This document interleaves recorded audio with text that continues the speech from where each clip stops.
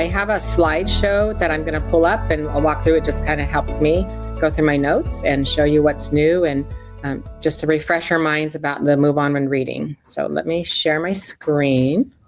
So just to give you some background on the purpose of the legislation.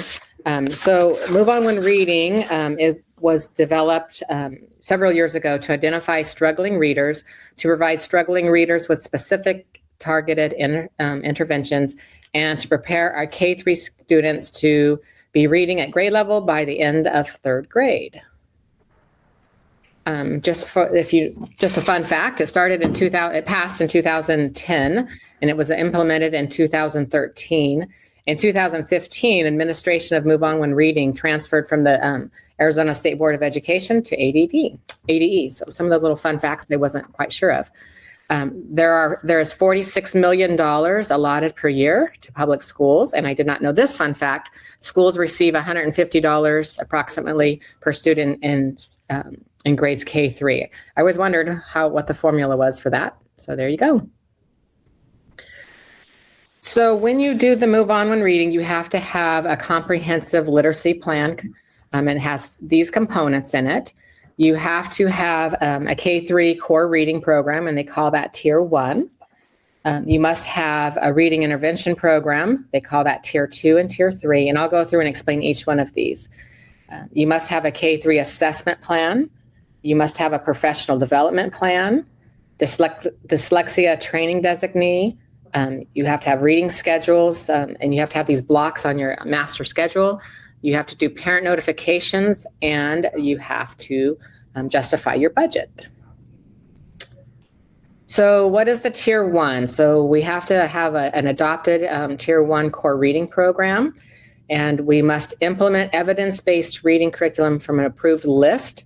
And at the end of the slideshow, there are a bunch of links, so you can go through that list. I will tell you, we implemented Benchmark Advance last year, and for some reason it's been removed from the list. So I don't know if that's happening to any of you, but it's very, very frustrating. It was very costly implementation. So hopefully that'll come back on. I'm not sure what they're doing about that.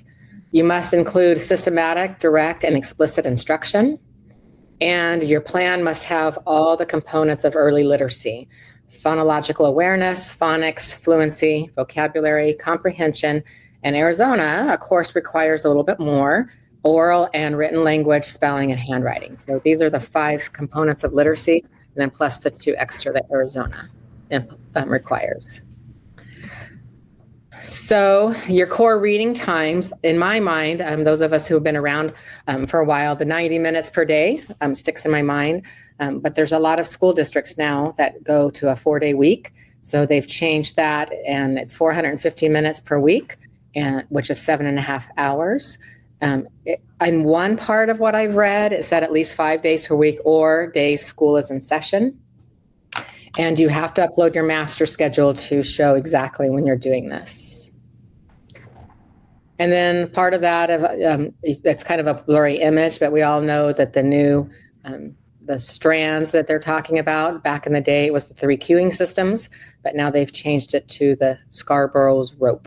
So anyway, so reading intervention, you have to have a Tier 2 and Tier 3 part of your program, and we think of those as interventions, right, on our campus. So Tier 2 are our at-risk students, and so what this says is you have to do, I always thought it was 30 minutes per week, but as I read, now it's 30 minutes per day, which they've reduced that a little bit to 18 minutes per day, which is 90 minutes per week. So that's a little bit different. And it says at least 3 days per week or the day school's in session. So good clarification for me personally. Tier 3 is you're significantly at risk, right? We think about it as the red kids. Before, during, or after school. It has to be 4 hours per week, which is 225 minutes per week, and at least 5 days a week. So if you're Tier 3, you need much more intervention. And I always thought of it as 60 minutes, but they've kind of 60 minutes per day, but they've kind of changed up that a little bit. And once again, that has to be on your master schedule when you upload your schedule. The other thing you have to have is a K-3 assessment plan, and this is per the ARS statute 15704. We all know these, right? Back in the day of Dibbles, and there's so many different screeners out there, but it has to be on the approved list. So within the first 45 days of school, you need to give your screener your first initial benchmark. And within that, you have to make sure that you've chose one of the screeners that has dyslexia screening embedded in the tool or the test that you used. And it must be off the ADE approved list. You have to have diagnostic tools, which that's where you kind of zero in once you give your benchmark and screen. And then you have to look at the 5 essential components of early literature and hone in on what exactly a child needs. And then your students that are in tier 2 and tier 3, you need a progress monitor along the way, and you'll have to explain how often you progress monitor. Sometimes it's weekly or bi-weekly or every couple of weeks, once a month, depending on the level of your student. And then you'll do your benchmark assessments throughout the year. So we think of those at the beginning, which is your screener, and then the middle and the end. And you have to upload the results from your benchmark screening in the Move On When Reading portal. And I'll get to that in a second. And I can't see your screen. I can only see my screen. So I don't know if people have questions along the way. So if you have any questions, just let me know. So the other component of the literacy plan is your professional development plan. So you'll have to explain your professional development plan when you're in the Move On When Reading portal. And you have to talk about all the areas of focus, your tier 1, your tier 2 and 3, assessment and data analysis. And whatever your professional development, it has to be evidence-based. So, which is tricky. Some years, like this year, we're just kind of moving along and spending a lot of time looking at data and getting good at our core we adopted. So it's tricky to develop that plan in your portal, but you learn to be tricky with it. So then you have to have your reading schedules, your school-wide schedule, and the specific times you'll be doing your tier 1, tier 2, and tier 3. And if for students who are struggling, really for all students, there is a letter that needs to be sent home to parents at the beginning of the year, and it's the general information about Move On When Reading law and retention policies.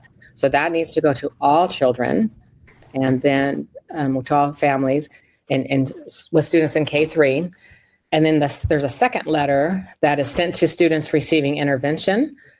Students, on there it has the current needs of the student, a description of the interventions that you're using, and ways that parents can help at home.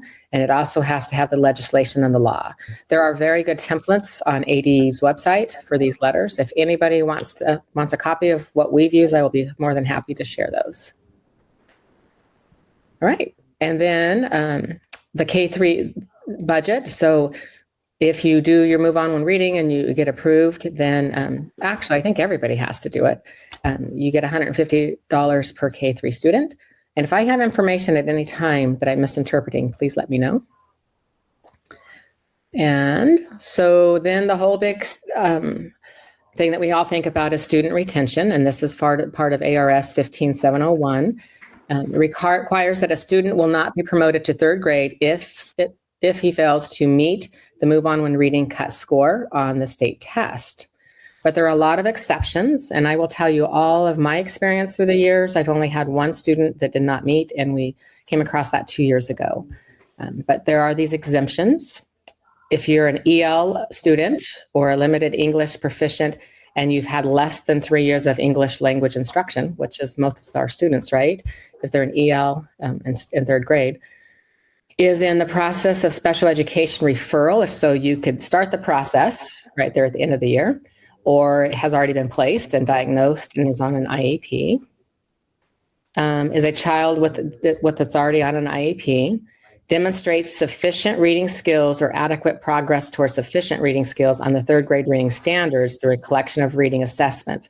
So if you have good interventions in place and you're taking good data throughout the school year, you can use that information and receive summer intervention and remedial services or subsequent year and demonstrate sufficient reading progress. For our one little guy, we ended up doing a couple of weeks of summer school and we moved him on.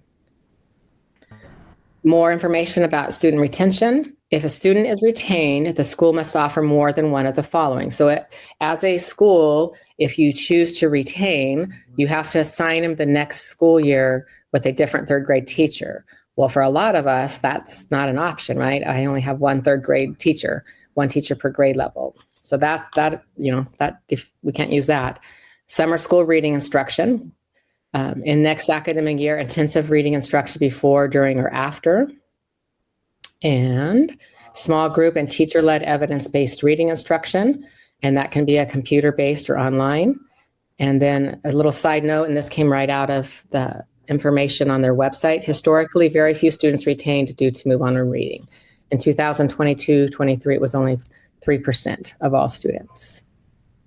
But remember, you have to choose two of those, more than one of those options. All right, so another thing they implemented a few years back is dyslexia training designee. So somewhere on your campus, you have to assign a K-3 teacher or one K-3 literacy coach or one K-3 literacy specialist as a dyslexia training designee. So somebody on your campus, K-3, has to have the training for dyslexia. And if you've been around a while, like me, they don't accept our old knowledge. It's only the new stuff. My reading endorsement doesn't have what they say is enough. Your trainee is required to participate in training courses focused on reading instruction, intensifying reading instruction and understanding, recognizing dyslexia. And there is a list of approved trainings, and that's one of the links that I've shared at the end, and must provide evidence in the Move On When Reading submission. So you have to upload who's went and their certificate and all of that. So what did I do here? Okay. So now there's this new thing that has come up, right, in the last couple of years, SB Senate Bill 1571. So now our K-5 teachers must have a literacy endorsement. So this is going to be kind of tricky for some of us. Some teachers that are ready for retirement, they're like, I'm out, not doing this, because I believe everybody will end up having to take a test. K-5 teachers teaching ELA will, English Language Arts, will be required to hold this literacy endorsement or a reading specialist endorsement. Certified on or before, if you are certified on or before next summer, August 1st, 2025, you have until 2028 to complete that. If you were certified recently, so if you're going to be certified if you're going to be certified after 2025, you'll have 3 years. So if you're certified in 2028, then they give you 3 years. I'm assuming that's what that means. But I know most of the new programs have 2 teachers in training, and they're setting them up to prepare for the test that they'll have to take. So here are your options for endorsements. Option A is coursework and foundations of reading exam. So option A, you'd have to do both of these. One, you'll have to complete 6 semester hours of reading coursework or the equivalent on the ADE approved training. And within that 6 hours, there must be 3 semester hours in the science of reading and 3 hours of reading instruction and intervention, including dyslexia. And you have to pass the test. You'll have to do the 6 hours and pass the test. So that's one option. Option B is your verification of coursework waiver and foundations of reading exam. So if an LEA can verify that a teacher has provided literacy instruction in K-5 for 3 consecutive years and demonstrated they have the knowledge and skills to effectively teach reading. So we could sign off on our teachers, right? We have many teachers who've been teaching for years, but they still have to pass that foundations of reading exam.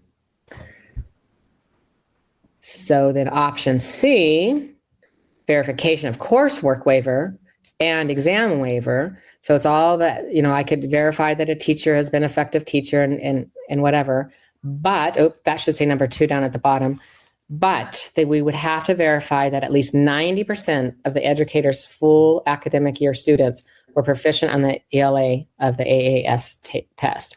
So I don't know about you, but if you all can reach where 90% of your students are passing that test, yeah, that's almost unattainable. So those are the three options to get this literacy endorsement. Right. Nope. Any questions? We're good so far? Shanna, I have one question so far.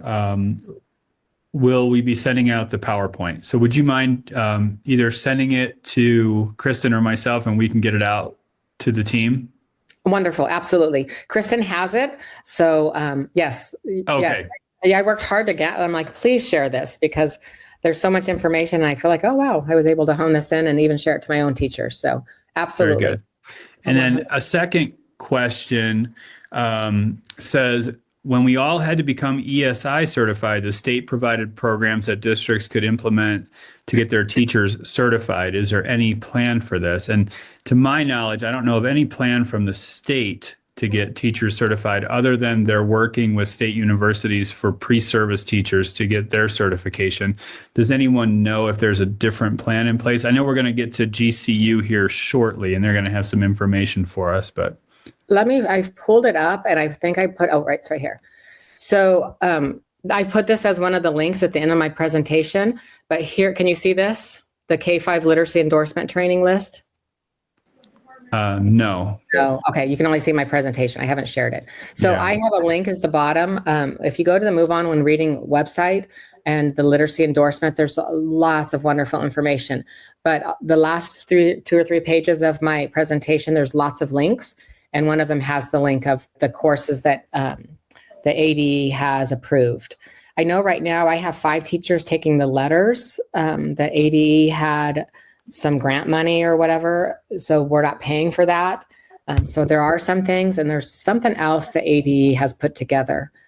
So there are options. If anybody else knows different options, please, I think this would be a great time to share out and let us know. Don't know that it was an option, Shanna, but I remember that ADE had scholarship money available for the dyslexia training, and I don't know if that's still available or not, but regardless, that was 15 of the most knowledgeable minutes I think I've spent in my career. Number one, thank you for all of that. And then secondly, that I was not aware of it either, the $150 per student K-3. For those of you that serve as your own business managers, where does that show up on your budget? Is it a separate line item? Because I don't think I've seen that. Or did they just add that to the weight of your student count in the formula? And if nobody knows that off the top of your head, that's fine. But it's always been a mystery to me on where that appears. John, I know it appears because my business manager can tell me, but I would have to ask her what it's called. I want to say it's your K-3 funding, but does anybody else know? I think that's it, John. I think it is the K-3. So okay, it's in that. All righty. Thanks. And again, Shanna, outstanding. Thank you. Oh, yeah. And Shanna, before I turn it back over to you, can you leave that slide right there? Because another question came in that says, so K2 teachers do not have option C because they, correct? Okay. Just want to make sure we're clear. Yeah. That's how I'm reading it too. So that's a good question. I just wanted to make sure we heard that one too. So Shanna, back to you if you have more on this presentation. And I remember when this first came out last year, almost laughing about option C. Well, that's very few people that will get that option. So there's no choice but to take this test, clearly. And and I've had a couple people take it, and I think it's pretty intense. So, all right, moving on. So there are some important dates that you must remember. October 1st, February 1st, and June 1st. So October 1st is coming up next week. So make sure you've gone into your portal, and I'll explain that in a minute, and do your literacy plan. And then your initial assessment data is due. And then February 1st is your middle data. And then June 1st is the end of the year data. And I will tell you from experience, I always put my stuff on a spreadsheet or on a document or a Word doc or Google Doc, and then I cut and paste it into the portal so I have it for the next time I need to do this, because it's really tricky to get into last year's and see what you wrote. So I always, in most of my grants, I do that anymore. So, all right, so how to do this? You need to go into AD Connect, setup and permissions. And when I first started, over 10 years ago, I was so frustrated because I did not realize, those were some of the first lessons learned of being a single site, is you have to do the school level, then you have to do the district level. So you have to go into the school level and, first you have to get yourself permissions, and then you have to put all your stuff at school, you have to submit it, then you have to go to the district and you have to combine, I don't know what the term is, you have to combine all the plans, so as if you had multiple schools, and then you have to approve it as a district. So there's multiple steps for a single site, so keep that in mind. All right, stop me if you have questions. And then here are all the links for Move On When Reading. And then here are some links for the endorsement. So that's basically what you need to know and what you have to do. But I've been reading this, so if you have any other questions, let me know. Let me share. Can you see this tab now? Yes, thank you. Right. So this is one of the links. This is your K-5 literacy training list. So here's all the different approved trainings that you can do. And John, I think you're correct. I think one of my teachers, I know she did the dyslexia training and she went through the ADE, and I believe that was free. I don't believe we paid for that.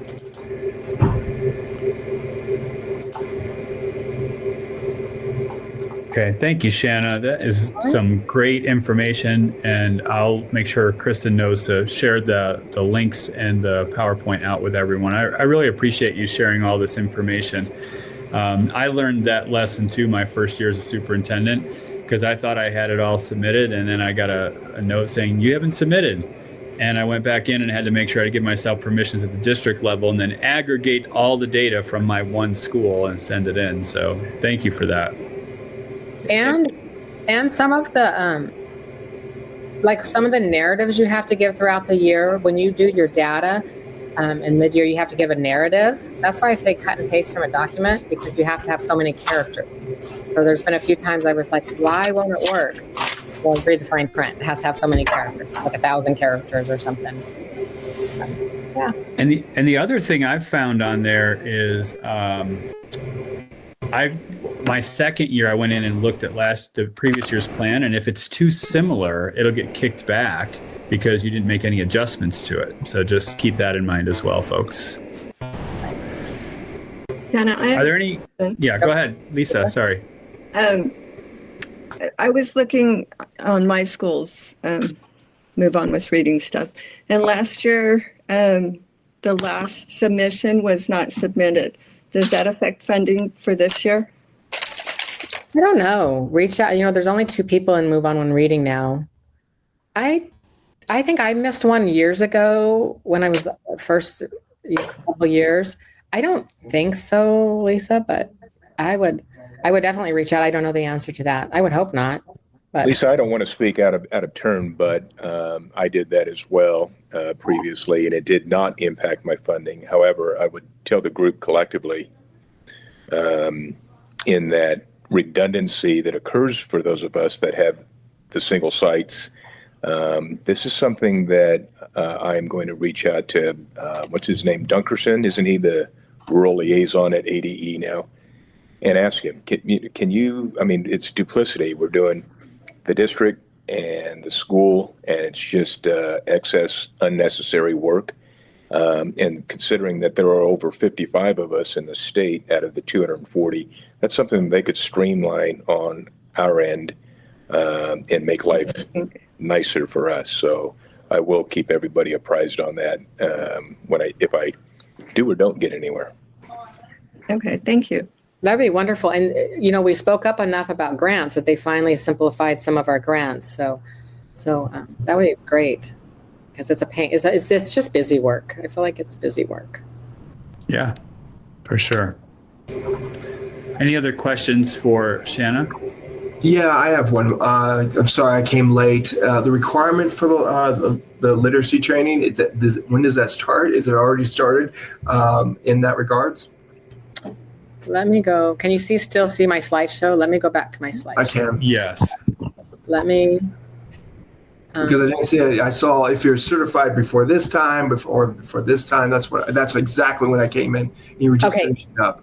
So all of your teachers that are here, most unless you have a new teacher, were certified before, or are certified. So all of your current teachers have until 2028. So we have 3 more years to get this underway. And then, if you have new teachers, so then every year a teacher after next summer is certified, they have 3 years to finish the certification, which in my mind is the test. Yeah. All right, I had one Yep. for John. If John's going to make all that effort with Dunkerson. So do you remember where we got to skip a year if we're an A-rated school or something like that? They had some, and it might have to go through the legislature, but wouldn't that be nice? Can we go back to that where we get to skip a year? Yeah. So I was like, yeah. So if we could have that back, that would be great. I will keep that in mind. Yes. We want that back. So the question, I saw the question pop up. So a teacher that, I don't know the complete answer to a newly certified teacher, but my new teacher has to take the exam. And I believe in her program, they implemented the coursework for dyslexia and intervention that she needed. And she just finished the NAU program. So she has to take the literacy endorsement test here soon. And I have another teacher going through the ASU program, and she finishes in December, and all she has to do is take the test. So I don't know if there's anybody else. I don't want to speak incorrect, but that's my understanding. And then I forgot too, they wanted our letters that are required to upload for that plan in Spanish as well. So I don't know if they're requiring that of everybody else, but whoever reviewed ours, and then we called in because we didn't have the updated one with Spanish, and they just put it on. They said, oh my gosh, it's not even up on the AD website. And so they've just updated that. Stephanie, that happened to Canon too. Okay, so you're similar. Okay. Okay. Any No, other that was questions? great. No, I just want to that was great. I love that review. I'm excited for the PowerPoint too. That was spot on. Yeah. Yeah. Thank you, Shanna. Because there's a lot of information on the website, but we have so many things that we're trying. I'm like, oh, it's all in one place now. the small pieces. Shanna rocked it. Thank you. Thank you. You're welcome. Yes, thank you. So our next presentation is Carolyn Mann, but Carolyn, I don't see you on the call. So I don't want to introduce you if you're not here. So if she comes on, I'll be glad to have her come on there. And I just want to put a plug in for Carolyn. I've been working with her here in Sonoyta to set up some of our professional learning that meets the new K-5 literacy endorsement that we were just talking about. And they have sent us a proposal. We've approved it. We're starting this Friday with our first series over the next 2 years to have all of our teachers work towards their literacy endorsement. So we're excited about that. Oh, there she is now. Perfect timing. Carolyn, are you on? How about now? Carolyn, can you hear me?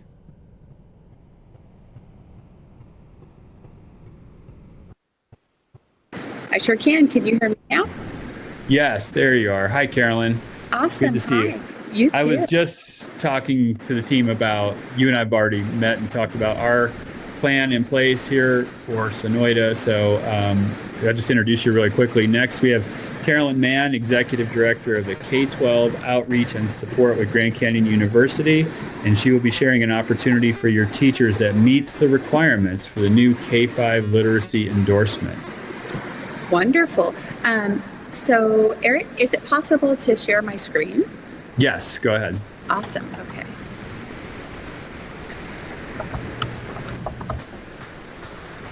Perfect.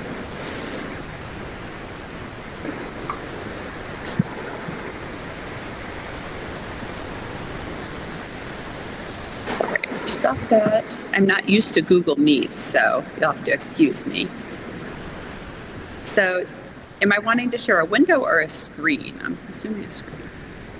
I think you want to make sure you share a screen, whichever one screen you have the presentation on.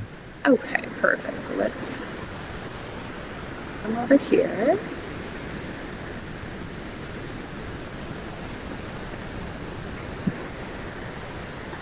You know what, friends? This is not, let's see. We can see it. Oh, you can see it. Awesome. Okay, perfect. So might make it bigger. Make it in slideshow view. Okay. Let's see. You know what? It's not, it is full size on my screen. Hold on. You know what I'm going to do? I'm going to go ahead and I'm going to put the link in the chat. How about that? And then everybody will have it.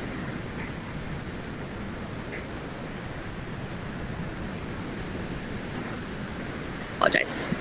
Okay. Well, while this is coming up, I'm going to go ahead and just start really quickly. So, how many of you are familiar with the requirement currently? Or vaguely? They are now. Yay, wonderful. Okay, and I don't know how much Deanna already shared, but it's interesting. So as we go around and we work with different districts and schools, we've realized that a lot of people aren't even familiar with what is being asked. And so I just wanted to come on first and go over that. So I just shared the handout so everybody could see it a little bit better. But basically, this comes from the Arizona Department of Education. And, you know, I know we've all heard about the science of reading and everything that has really been in the works, but they came up with this requirement where they are requiring K-5 teachers to get their literacy endorsement. And with a reading background, I can tell you the importance and the urgency of this. I worked as an ELA director in a district, and as I went around and I met with teachers, I realized how many had not had formal reading instruction courses embedded in their programs. They touched on some stuff, but it really didn't go in depth as far as it needed to in order for them to be able to adequately and effectively teach struggling readers, students who are just beginning to read. So what this says is that all certified K-5 teachers of reading, so basically K-5 teachers, including those early childhood educators, interventionists, coaches, special education teachers, are going to be required to get this endorsement. So the first thing I want to show you here is the timeline. So if you have new teachers coming straight out of programs, pre-service educators, they're going to be required to get this endorsement by the end of 2025. Now, hopefully, I know here at GCU it's the case, they should have been provided with the 2 courses they need to fulfill that piece of the requirement. The only additional thing they'll need to do is pass this exam. So the Pearson's Foundations of Reading exam. What I found in talking to teachers who have had the courses is they're still a little bit nervous because a lot of the courses don't provide a lot of hands-on experiences for them. So it might behoove them to take a refresher PD or to really dig into the curriculum that they're using to understand a little bit better. But all they will have to do is pass this exam. So that's our first group. Our second group are certified in-service teachers. So all the teachers that you already have teaching in classrooms who have been teachers, you know, for 2, 3, 15, 20 years, they have until the end of 2028 to receive this endorsement. So they're going to have to do a little bit more work.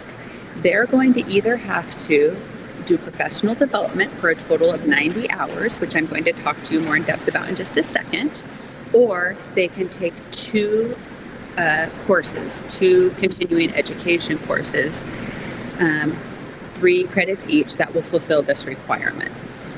Both are great pathways. If they do decide to go the route of the courses, it's really important that they make sure that these courses are going to be hands-on enough and provide enough practical knowledge for them to be able to pass the exam. I know here at GCU, we have great courses embedded within our programs. I know that our continuing education looked into also providing courses that way. And after meeting with us and seeing the trainings that we had created, they were like, you know what, why would we recreate this wheel when you've already got something that we know is excellent? So they actually opted to say, hey, we're going to send people your way for the PD instead, because we think that'll be really enriching. So those in-service teachers are going to have either the coursework or the PD, and then they're also going to have to pass the exam. So before I go on to explain to you what we offer, can I answer any questions about that? Carolyn, this is Shanna. I have a question. So I think this clarifies for all of you. So if there's a newly certified teacher, like my two new teachers, they have to take their exam by 2025. Correct. I did not catch that. Sorry, everybody. So Yeah. write that down. And you know, I actually am a site supervisor, and I work with a lot of teachers who are currently doing their student teaching, and I've realized that this isn't really clear to them as well. So this is something that you're going to really want to get out there and share with them. If they go onto the testing website, they can see sample questions and, you know, practice things like that. But I would really, as administrators, do what you can to help support them to make sure that they're successful with that test. Teachers have a lot of anxiety about taking these tests. So This is Shanna again. When I look on the website, though, and what I brought up to make my presentation, it says, when is this required? Those certified on or before 8/1/2025 have until 8/1/2025 to obtain. So it doesn't say anything that you're newly certified. You have, the way that reads, everybody has until 2028. So that's confusing. you know what? I can reach out to ADE and get back to you guys again. So I've been working with ADE because we went through the process of becoming an approved vendor, and that was what I had been told. However, we all know things change very quickly, so I can double check on that for you and get back to you with that. I think it needs to be clarified. I think that would be good for all of us.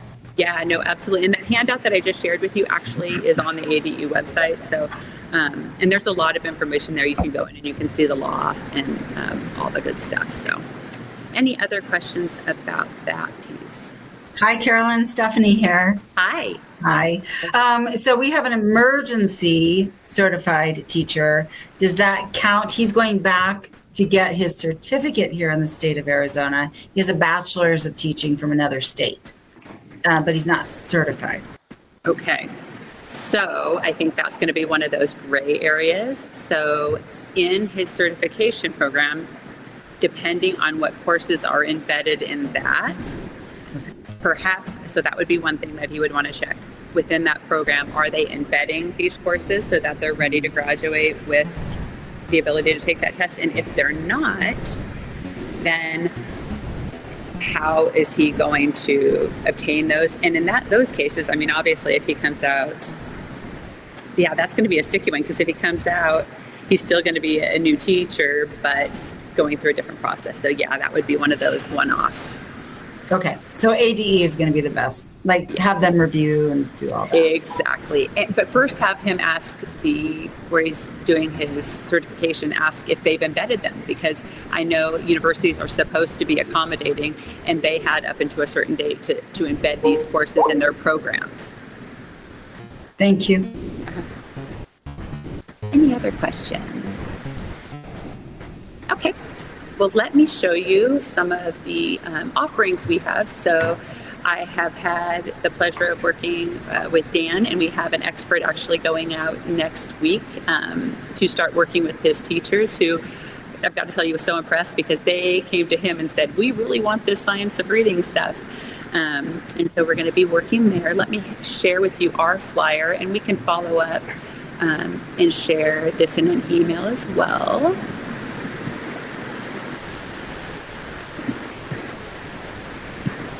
Okay, it doesn't like it when I do that. Let's see here. There we go. We'll do it that way. We can see it. Oh, okay, great. I'm gonna share it with you too, though, in the chat, so you have it.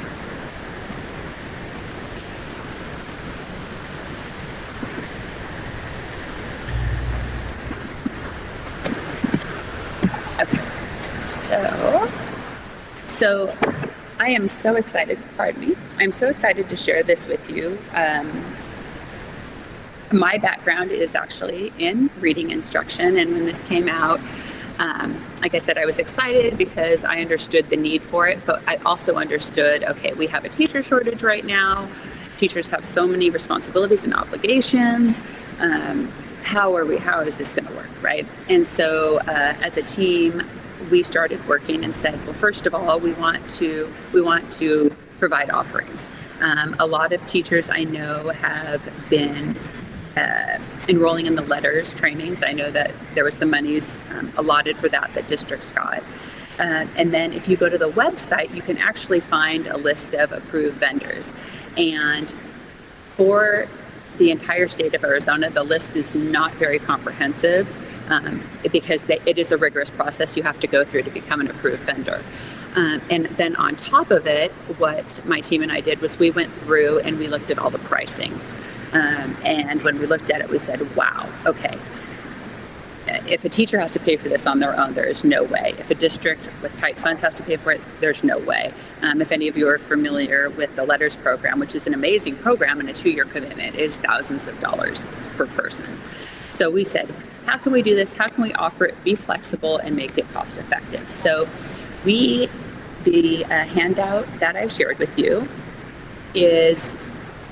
includes our options. However, as Dan can share with you, I actually went in and even tweaked it to make it work for him and his staff, where we sort of put a couple of these together, where we are doing some in person, we're doing some virtually on Zoom, and then his teachers will also be doing some asynchronously. So that's sort of the beauty of this. We're able to make it work for your PD days, for your groups, in a cost-effective manner. So you can take a look here at the bottom. You see the QR code. If you just have questions for like, hey, can I chat about what we need? I am happy to meet with you and to go over how we could support. Additionally, we are in the process right now of running a workshop. It's already started, but we will be offering additional workshops here at the GCU campus. We're trying to figure out the best ways to offer them because we know teachers, it's hard for them to be out of the classroom. So for example, the workshop we're offering right now is 4 days in person, 8-hour days. So that's 32 hours in person. And then they're doing some homework for the remainder of the 45 hours. And they're going to receive the first 45 hours toward their literacy endorsement. So this is for the first 45 hours. We're currently working on the second 45 hours and getting that approved by AD, which we will. For our in-person workshops on our GCU campus, we're charging $350 per person. That includes the manual, the 4 days in person, all of the virtual sessions, and breakfast and lunch. So it is really a steal. We tried to just offer it at cost so that we can get as many teachers trained as possible. Our trainings, I can say with confidence that if they attend our trainings, they're going to be successful in passing that test because they're going to walk away not only with the pedagogy, all the content, the materials, they're going to come back with manipulatives they can use with their students, and our goal is to help provide them with a really deep understanding. So that is a little bit about our offerings. Questions about that? So, Carolyn, one question that came up was from a superintendent who said, I know I do not have the minimum participant threshold, which maybe happened to a lot of us. Can districts partner? 100%. We totally recommend that. And if you don't, please still reach out. Like if you don't have a district to partner with, I can work with you. We can figure it out. We put that in there just because we wanted, like I said, for it to be most cost effective for you. And that's the way to do it. But we absolutely can work with you. But if you can find a partner to partner up with, that's even better. Thank you. Absolutely. Any other questions? A second question was just to clarify, what is your minimum participant threshold? So it really depends on the format. So you can see, so when we do our workshops here on campus in person, we can take up to 40. However, If we get more than 40, we can double and have 2 going at the same time. So we're very flexible there. If we're doing in person, now if you're in Arizona, it's a little bit easier for us. If we do consecutive days, you have a price, and it can be a minimum of 20 and usually a maximum of 40. But once again, like you, Dan, if you have 17, 15, you're close, we can definitely work with that as well. The cost might go up just a smidget, but we can work with you. And if you see the hybrid at the bottom, so that hybrid means it would be part virtually and part asynchronous, where we would meet with them on Zoom, and then they would do some asynchronous work on our asynchronous platform. The minimum there is 10. Once again, we could work with that a little bit. What it really is just, like I said, we're doing this pretty much at cost. We just have to make sure that we can pay our experts, and we're very particular about our experts for the science of reading. We just have to make sure we can pay their expert fee to provide the trainings. Great. Thank you for clarifying that. Absolutely.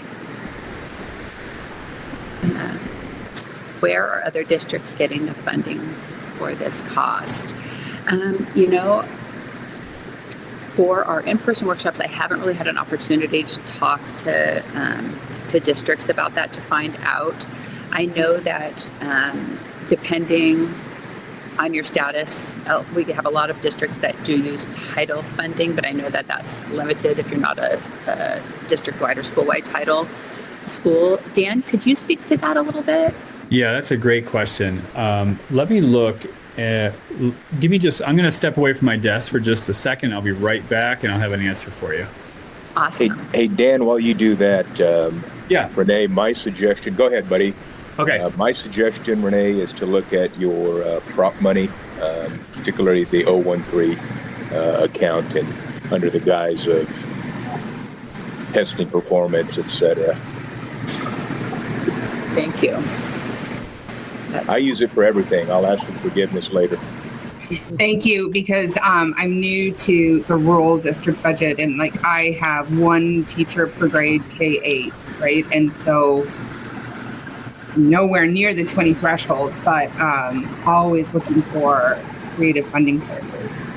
Many of us are in the same boat you are. Shanna, myself, we all have 1 teacher per grade, or many of us. But yeah, use your 013 money, depending on how much you're doling out for salaries, etc. But there's a lot of leeway in the 301 anymore. Title II. Sorry, Shanna, go ahead. Okay, Title II. And yeah, I don't have Title II. I just combine Title II into Title I, so I don't have to jump through all the hoops, for a minimal amount of money. It's not worth my business manager's time. Well, I just learned that this year, so I did that this year, first year. Yeah, if Wow. you haven't done it, all you folks out there, if you haven't combined your Title II with your Title I, it just makes life so much simpler. And just so you know, we work with title funds a lot, and I understand what you're talking about with hoops. And we've actually gotten very good at it. So we work directly to help do all of the paperwork and procurement type stuff that needs to be done for all of that. So we totally understand that. John, just to jump in too, and I don't know if you guys know this, I don't even mess with Title IV. I move it all into Title I, and that gives me all the flexibility. And then you can still pay for the PD out of one. It's not a problem. So, and I work for multiple districts when it comes to the funding. So yeah, it's don't mess with Title I or IV. Just roll it into your Title I, and then that's 2 less specialists you got to worry about. So that's just my recommendation. Yeah, so we're using instructional improvement funds.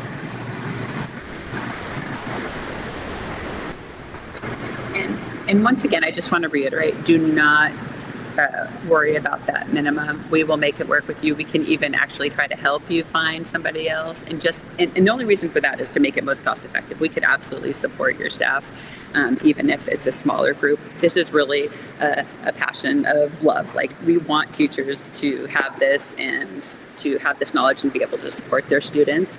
The other thing too, I'd like to share is that regardless of what configuration you go with, in person, part in person, you actually do get access to our asynchronous platform as well. So we have all 11 modules on there. So what's nice is that as teachers go through these trainings, even if, for example, we're coming to see Dan's group in person, they can then go back and refresh before their test or whatever they're going to do using the asynchronous piece. And they have videos, handouts, assessments, everything that you could possibly want there as well.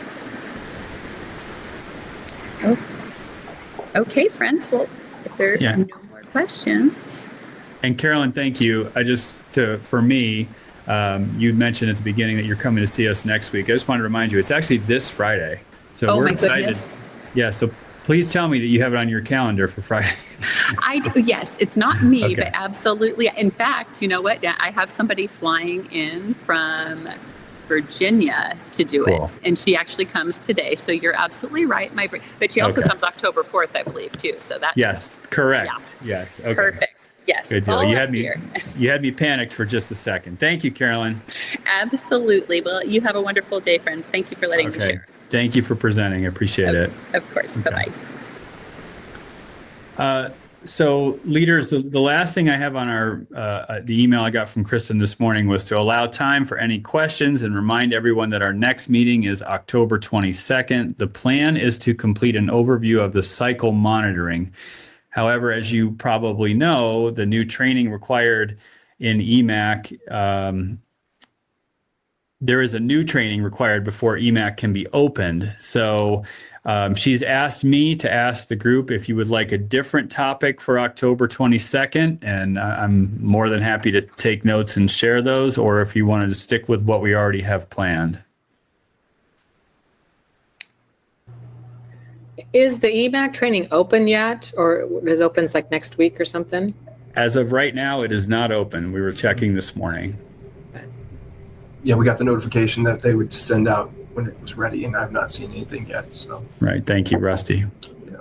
The cycle review. So we're talking about the 6 cycles. Is that what was going to be talked about?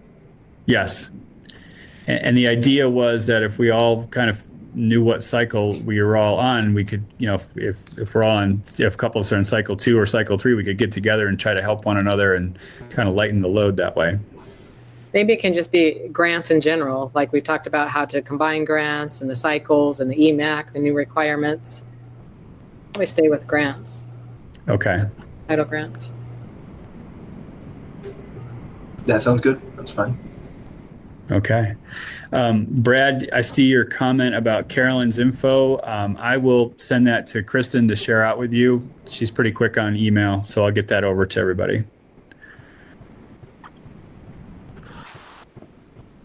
Okay, does anybody have any questions or anything else for the good of the order? I have a question. Do we have cut scores yet for A to F? Have I overlooked the email? Have they actually decided? I know that there was a summary from the board meeting, but I haven't looked at it. I had not seen new cut scores, but my understanding was that they're going to stay the same. And that's what I'm hearing. Very similar. Yep, same way.